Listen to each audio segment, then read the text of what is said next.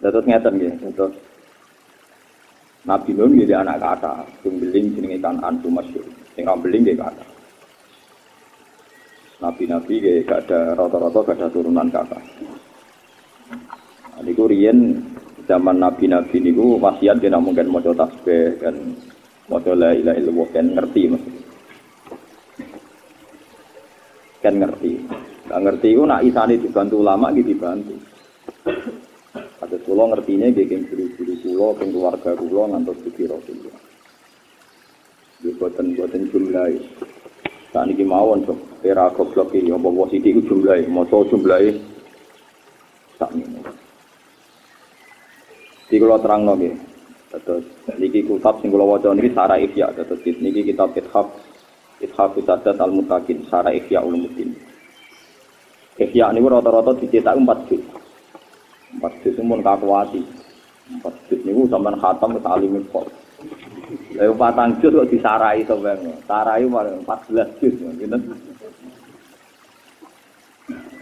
Ngoten tak sinaoni den, anggere mau di murid kowe kok. Wah, cara ra ikhlas tak pol rugine. Kitab 14 juz tak sinaoni. Eling kok.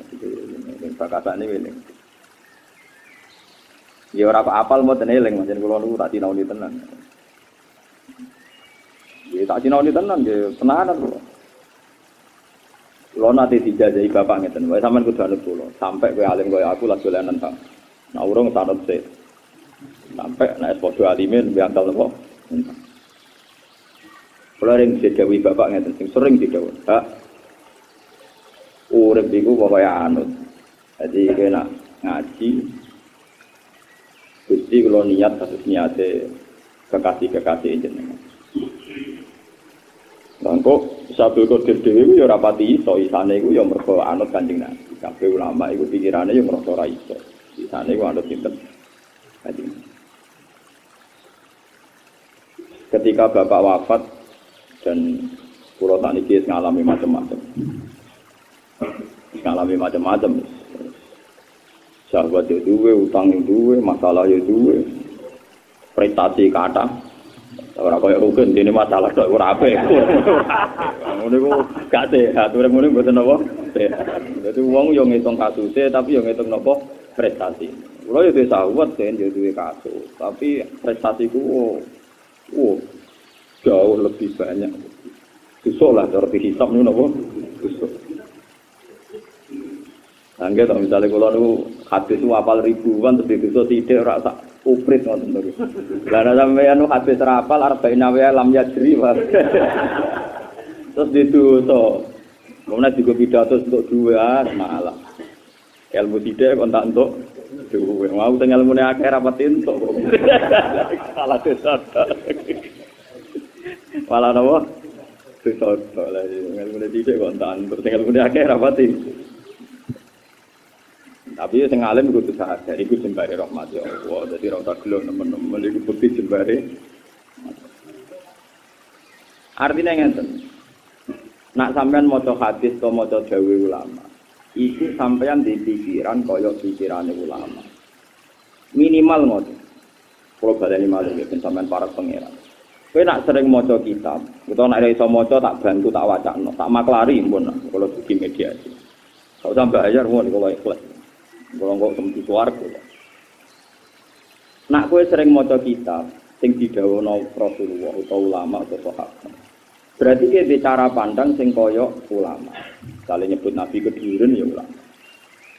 Jika mindset Anda, pikiran Anda, rasa Anda ini rasa ulama. Kula nek termasuk wong alim niku tiap sinau niku ngakoni nek ulama iku pancen benten nggih, wong biasa niku benten. Kados kula akhir-akhir niki mun sekitar 10 tahun terakhir. Kula niku sering sinau kitab Ar-Risalah Al-Qusairiyah. Niku kitab buyut-buyut kula. Kula untuk wasiat ing buyut-buyut kula gadah. Niku carane seneng pangeran kula nggih tambah karena itu tadi baca cara senengnya wali-wali itu. Ini nanti saya jelaskan menyangkut baca tasbih, nanti sama dengan perasaan ulama. Abu Yazid Al-Bustami nak wiridan mboten selalu bilang subhanallah mboten. Nak wiridan ngeten sing dadekno dekne usul ning Allah.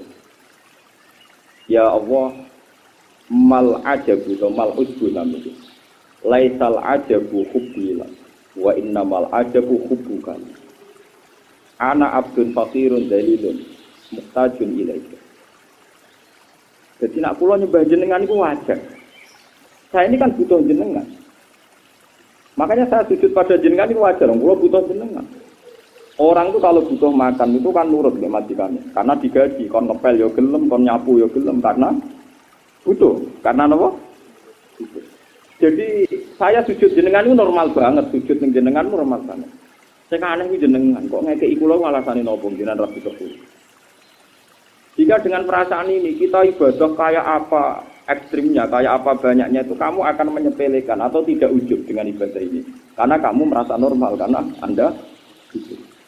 Dan Allah ngasih kita sekecil apapun itu hebat, karena Allah tidak. Ya contohnya di kehidupan nyata, sampai jalan-jalan di Jakarta, ketemu orang yang nggak kenal Anda, tidak butuh Anda.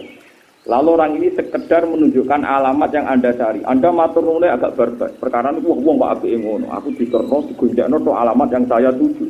Karena orang itu tidak butuh. Lah Allah ora butuh menungso, tapi tetap mengasih rezeki, mengasih apa saja. Jika dengan perasaan ini mahabbah kita sama Allah itu naik total. Mergo ngerti. Gusti, kula iki panjenengan iku wajar, normal. Mungkin kula butuh jenengan. Sing boten normal, sing di atas kenormalan, sing enggak terkirakan maksudnya. Niku jenengan kok ngekeki kula alasane napa? Jenengan ra butuh kok ngekeki kula. Umpama jenengan ra ngekeki ya ora masalah kan bagi Anda bagi kok wong ndak napa? Jadi tasbihnya sinten Abu Yazid napa? Jika dia bisa usul karena cara berpikir benar. Nah kita kan boten. Nyembah pangeran bariku maca donga sakmene duha terus dibule rezeki tetep gak oke. Wah, mulai nyoal. Katanya Gusti. Namun maca waqiah itu udah akan miskin. Ini sudah waqiah terus kok tetap miskin. Wah, itu malah nek malaikat terus sampean malah. Tambah suwe tambah nek. Perkarane piye? Apa hubungan dari rezeki surat apa? Waqiah. Pemenang macam niat golek rezeki, pikirannya malaikat tuh ingin agak kepentok rezeki ramadan apa? Waqiah. Jadi dia golek duit orang golek waqiah. Lah dari hikam ora kena azab wis apik wong ngono kuwi. Pak kepen juga kelas ora kena azab wis. Ora kena azab wis lho apik. Jadi kalau ceritani pikiran itu, sehingga Rasulullah nak ngajari Sayyidah Aisyah, niku ngeten. Kue jaluk kan rawan salah, nerangno pangeran ya rawan salah. Jadi Aisyah itu diwari Kanjeng Nabi, ini as'aluka bima sa'alaka bi abduka wa nabiyuka Muhammad. Mulai kula jaluk jenengan Gusti, persis seperti sing dijaluk kekasih jenengan Muhammad.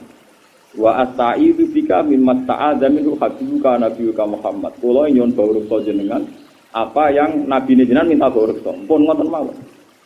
Karena kalau kita menjelaskan Tuhan jangan-jangan salah. Jangan-jangan apa? Biasanya contoh cerita tentang hikam itu hanya satu cerita, tapi ini macam contoh paling luar biasa. Masyhur kan hikam mencontohkan itu. Ada seorang wali amatir, sewenenge pangeran tenan. Tapi saking miskinnya dia itu tiap butuh mangan itu kudu kerja manol di pasar. Jadi hamal itu manol terusan. Bariku untuk borong piring, sak piring di mangan, bariku sholat. Tinggal untuk sak manganan itu sholat. Jadi itu kok Gusti, jenengan nak ngertos kula niku hobi sholat, hobi ibadah. Iki gara-gara kiri, kula niku kerja manol. Jenengan kan bisa ngasih rezeki saya tanpa kerja. Walhasil berpikir disembadani. Ada satu peristiwa dia itu dituduh nyolong. Walhasil ini terus di penjara. Penjara itu untuk ransuman, untuk ransuman. Berkode itu jual rezeki sing apa-apa. Protes. Gusti, kenapa jadi LP maksudnya? Apa pengiran dijawab kan? Kamu nyari rezeki yang tidak kerja iki. Mungkin dia ketur salah penjelasan. Tapi itu nyata di hikam. Jadi ya kan dia ini juga kerja sing untuk rezeki sing tambah nopo. Kalau niku rada kecelakaan tenan. Kecelakaan tenan. Kecelakaan itu saya nerangkan itu memang di hikam ada betul cerita itu ada. Rata-rata murid itu lebih kreatif dibanding gurunya kalau masalah ngawur itu. Kalau itu sekarang itu Kita tidak tahu kalau dunia internet tentu tidak tahu saya. Sekarang itu ramai guyonan juga. Orang itu ingin kaya gitu. Jadi kalau nunggu pengen kipas-kipas no untuk duit ditegur dari bakul sate. Saya tidak tahu itu sampai ada buku gitu ya, kreatifnya gitu. Dari alasannya ini gitu. Materinya saya tarikan dari makalah jaringan cangkem. Nah, dari sate protes. Gusti saya itu maksudnya tidak ini Gusti. Saya ingin jadi orang bisa ngatur orang-orang kaya. Ini pikirannya itu wong bisa ngatur orang sugih gitu. Dibeli malah jadi tukang parkir. Itu kan orang bawa Alphard, bawa apa kan diatur. Tukang ngatur. Terakhir ini protes, Gusti pun ngatur orang sugih juga enak. Saya ingin disekelilingi wanita-wanita cantik. Terakhir dengan ini. Ditegur sama bakul sayur. Bakul sayur tiap nang perumahan dikelilingi. Mulane saiki kudu ngrubah. Donga aku itu bahaya aja mulane. Wah, berarti wah saya itu nggak ngerti itu kalau sampai terjadi seliar itu saya tidak tahu. Nah, itu murid lebih pintar dibanding gurunya gitu. Padahal kalau di hikam tadi memang ada cerita itu, salah semua. Nah kemarin mulai tanggal 1 Dzulhijjah gitu, tadi walayalin nomor asyr, itu saya ngaji terus.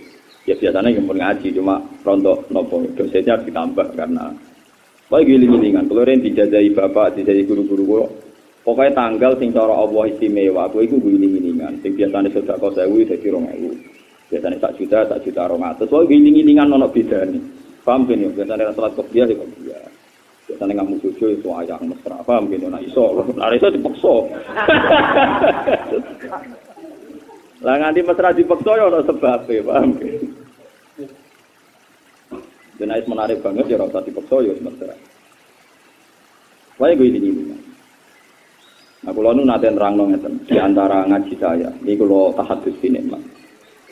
Ada santri saya ijazahi doanya Rasulullah, Allahumma firli jahli wa israfi wa khotai wa amti wa kulla zalika indi. Ya Allah, saya minta ampun semua sifat kebodohan saya. Kebetulan santri saya ini cerdas, dia bisa baca Ikhya, bisa baca Fathul Mu'in, dia sudah alumni, sudah jadi orang kaya. Ya aneh deh, jadi untuk itu sering ngaji sama saya. Ya nak, Rono wisuan gue mobil, gue kitab terus. Terus saya ingin ngaji, ya ngaji. Nah itu gue roh mana nih bodoh ya gue. Gue mau ngaji sama kitab di bodoh. Bodoh itu begini contoh paling nyata. Misalnya saya punya murid Rukin dengan Mustafa. Mustafa itu alim sama kitab, sama Fathul Mu'in atau Rompondok. Alim, selarani alim, dia jenggotan, misalnya punah Rasul. Omongannya ya hati-hati, gayanya gaya wong alim. Kayak sekarang ini lah gayanya. Gitu, omongan tertata terus. Wong sama kan kita bawa sopan. Capek lah kalau lahir waktu. Roke itu beli, mau coba juara iso, nak mangan akeh, bar ngorok, bar gua ngobrol, soalnya gak jelas ya. Tapi justru karena Mustafa ini alim, dia ambisinya ketua PBNU. Pikirannya itu sudah selera, pikirannya sudah apa? Dan itu kebetulan tidak dibutuhkan Islam. Roke gara-gara bodoh, pikirannya itu gagal. Dagang, nak ning Yogyakarta kompetisinya enggak kuat, dia pengen dagangan yang Papua. Paham ya? Betul, dia ke Papua. Buat sate, buat kelontong. Terus di sana itu tidak ada orang Islam atau Islam minoritas. Terus dia bikin masjid. Karena tergugah oleh Islamnya dia. Artinya apa? Kiai pun bisa bodoh kan? Ruhin yang dipersiapkan Allah sing cara lahir bodoh ternyata pintar. Yaitu bisa nyebar Islam yang Papua. Mustafa yang ditegur pinter, tapi bakatane wis selera, wis nafsu, ambisi jadi ketua organisasi. Lha iku sing kiai kudu mikir, sing ngaji sakniki kudu ini pengiran kudu mikir kemungkinan itu. Bahwa kita ini tetap bodoh. Coba, saya itu betul, ini saya alami, saya itu punya santri. Banyak saya mulai dulu di sarang sudah ngajar, sekarang apalagi. Saya itu punya santri. Itu gobloknya bukan main, sekolah ora tau munggah begitu. Aku jadi gurune teng sarang yo rodok mangkel. Ora tau munggah melarat bisa. Yo kriting kok urusan kriting. Wong kriting. Wireng pisan waktu. Oh sempurna, eleke sempurna. Yo kok goblok pisan, aku yo gumun, terang ganteng yo kok goblok bareng gitu. Yo melarat ya, yo ora melarate bareng. Artinya cara melarat kan guru mangkal yo tar atau salam templek paham gitu. Orang melarate bareng, malah ngel-ngel wong kan. Walhasil santri yang pinter ini kadernya paling di organisasi. Mungkin sebagian ya hanya selera, bukan kebutuhan Islam. Yes, kasusnya beda selera atau koma. Yang santri saya ini kebetulan, saking misinya dia itu kerja ilegal logging di Kalimantan, di pedalaman. Zaman itu tidak ada HP. Itu sering kirim surat salam. Karena dia itu tiap di tempat dia kerja ilegal logging yang orang-orang tidak jelas, mulai yang sholat, yang nggak sholat, yang mabuk banyak. Tapi dia tetap bikin musola. Sholat gitu. Yang sing sholat ya wong limo, kadang sing sholat itu maghrib to, ana sing subuh to. Pokoke limang wektu wong iku gonta-ganti. Nah, terus kalau Jumatan itu dia tanya saya itu karena kasus Jumat. Orangnya itu enggak sampai 40, tapi tak ada zuhur gak gelem. Alasannya wong Jumat kok zuhur. Lah iki masuk akal alasane wong. Iya to Jumat kok zuhur. Nah Jumat ya Jumatan. Lah dekne ku cek eling zaman ngaji. Mas yo goblok lah kan yo krungu-krungu nak syaraté Jumatane wong pira 40. Akhire nyurati kula. Iya Gusti tak ajak dhuwur gak gelem jaluke Jumatan padahal wonge mau 20. Yo Jumatan ae. Kok sing sowan pangeran tanggung jawab aku. Umpamane Jumat jenenge Jumatan. Maksudnya aku lah nak wong alim tenan. Maksudnya kula kan maca madzhabul arba'an atau madzhab Imam Malik rolas cukup, Ahmad Amal 6 cukup. Cara kula kitab kan mun nglothok cara. Nek dibantah amatir itu enteng. Gak aku sing tanggung jawab. Ya pentingnya nganggo nama kula ndekne agar ana kiai utawa alumni senior ngloro iki Jumatan wong 6. Dari bisbak mesti menang mikir. Mikir lah meriang betul-betul. Nah ini cerita saja. Jangan-jangan santri-santri yang dibikin Allah ndak alim memang dipersiapkan untuk menyebarkan Islam di Papua, di Bali dan di mana-mana.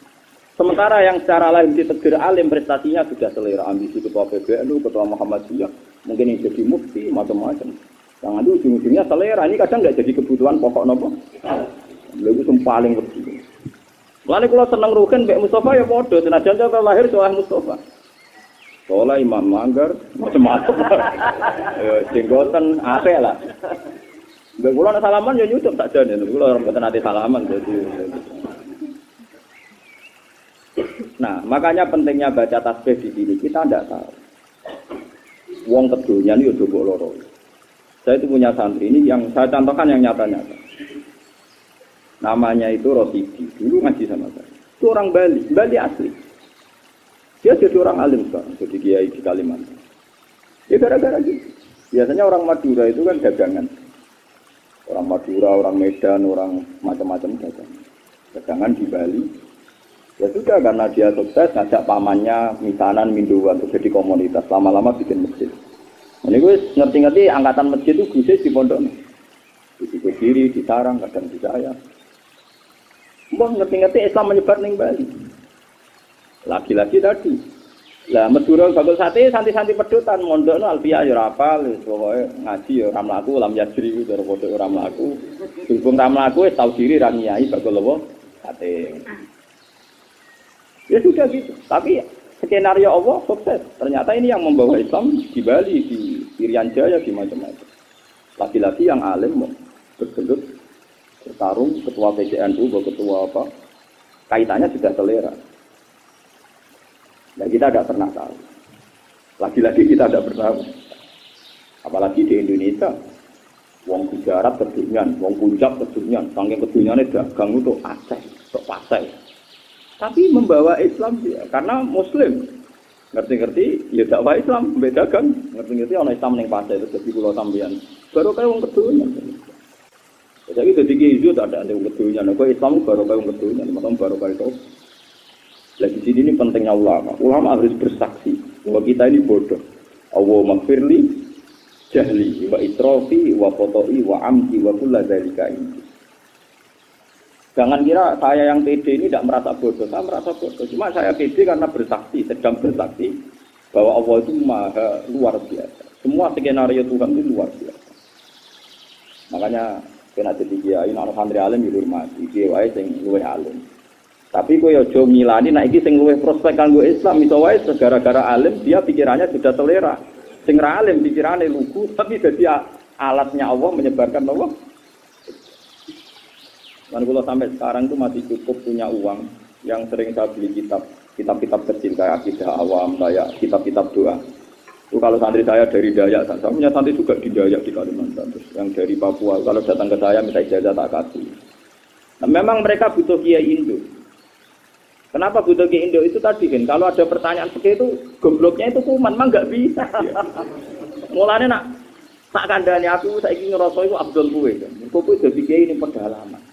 Aku jadi kiai mulyane ra karuan. Mergo ning daerah Latem, Tarang wong alim dihormati. Saiki mungkin derajatku dhuwur kuwi. Kowe buka Islam ning Papua. Ya tapi dene tapi masalah kan agak ono jenengan ki Mas. Allah